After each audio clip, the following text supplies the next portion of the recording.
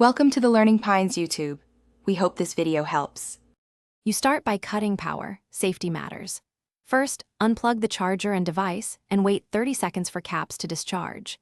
Once done, remove any accessories and lay the unit on a protected surface. Make sure to label connectors or take a photo so you can restore routing accurately.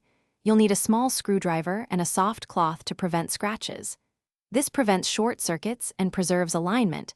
Now you're ready to access the base without risking damage. You'll work methodically. Remove screws and set them aside in order so reassembly is simple. Once screws are out, carefully release clips. Slow pressure prevents broken tabs. Then locate and disconnect any ribbon or power cables by lifting the latch or pulling straight out. Don't bend pins. Make sure to note connector orientation. If needed, photograph each step. Take your time because forcing parts leads to snapped mounts. After separation, inspect contacts for corrosion or you now align the replacement base, matching tabs and screw holes precisely. This ensures proper fit and cooling paths.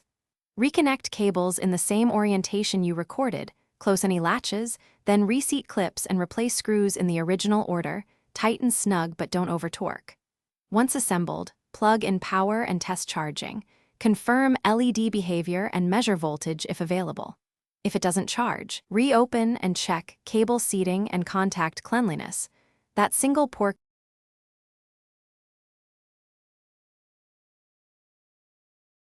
Thanks for watching. Consider subscribing if we helped you.